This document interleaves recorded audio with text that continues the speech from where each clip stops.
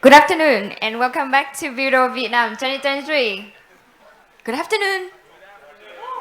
Good afternoon. Thank you. Okay, so this morning we have spent a lot of time talking about zero knowledge proof.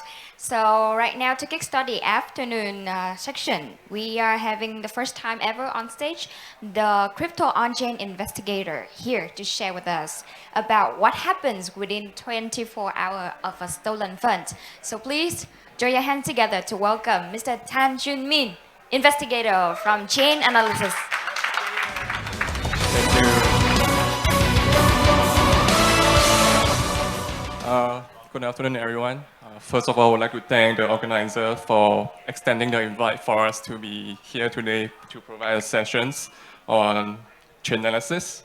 So my name is JM. I'm based in Singapore, one of the investigators in chain analysis. Globally, we have about 90 to 100 plus investigators. And Chainalysis is a blockchain data company whereby we provide compliance solutions as well as investigation services for crypto clients, institutions, and also people who have suffered being hacked with stolen funds.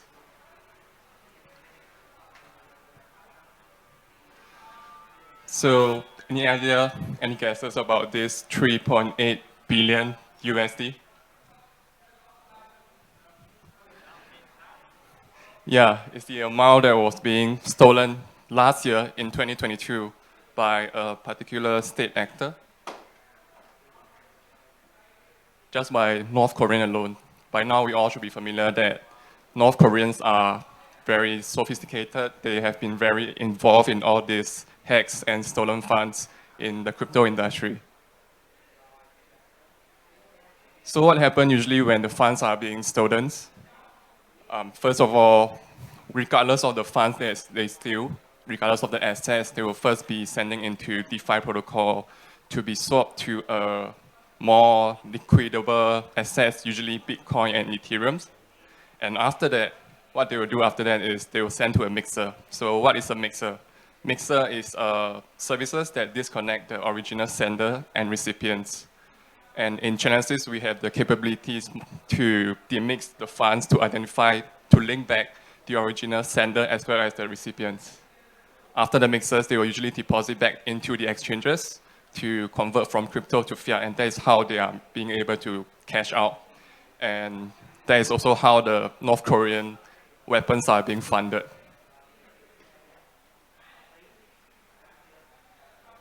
So one of the cases that will be covered today, one of the most significant hack of crypto industry last year, Axie Infinity.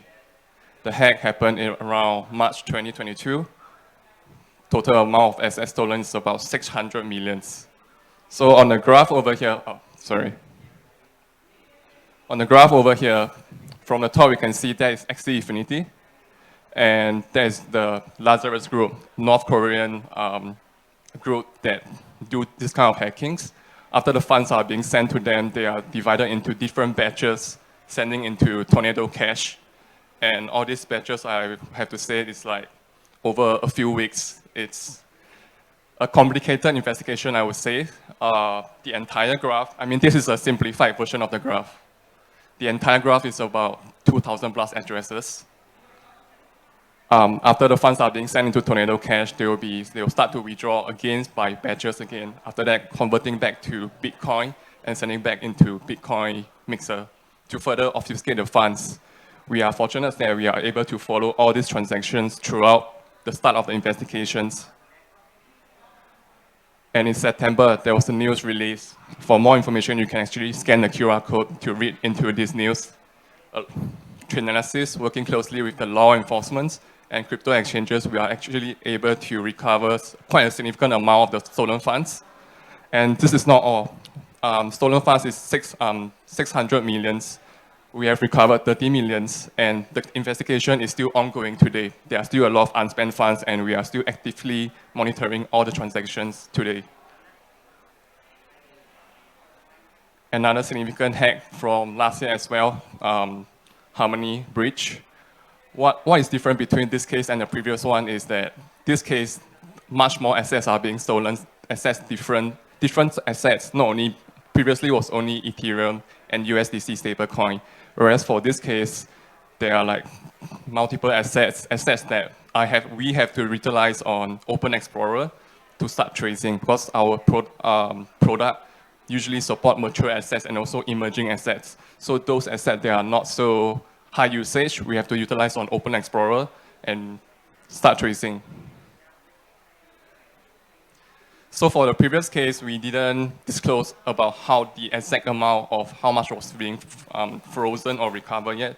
So I can't disclose that for now. So as to the recipe for successful incident response, the most important is the reaction times, and this is also the golden hours.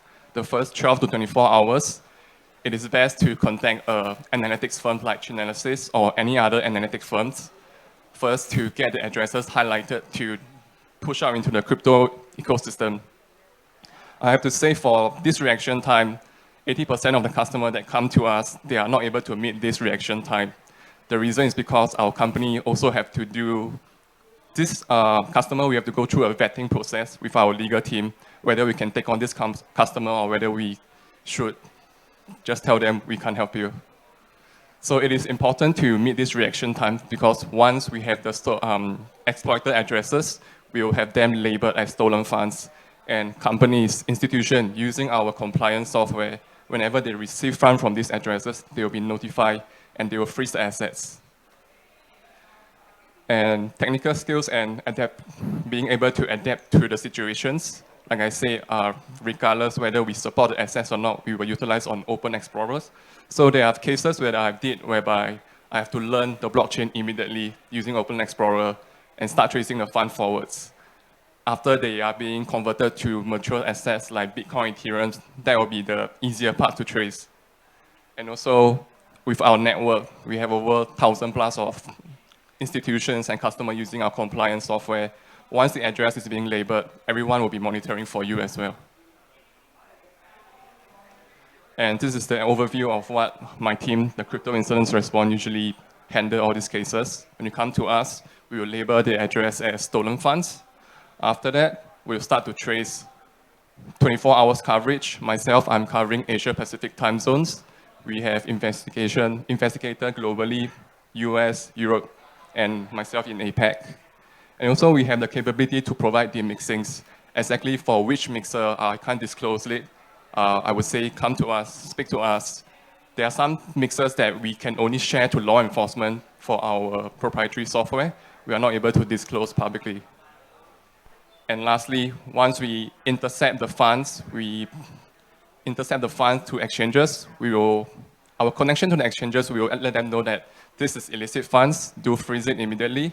After the funds are being frozen, we will have law enforcement to follow up for the recovery to the clients. I believe this is the last slide for my portions. Any questions?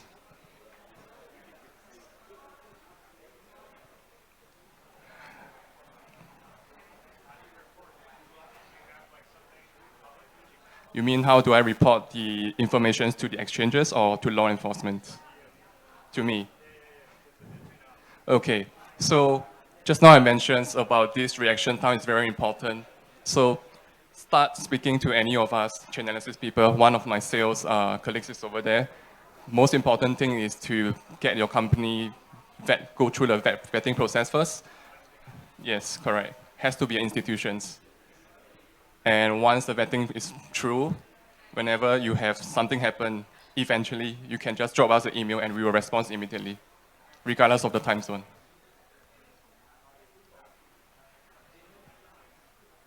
Any more questions?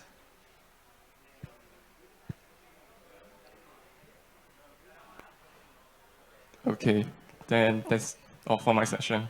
Thank you. Thank you, investigator.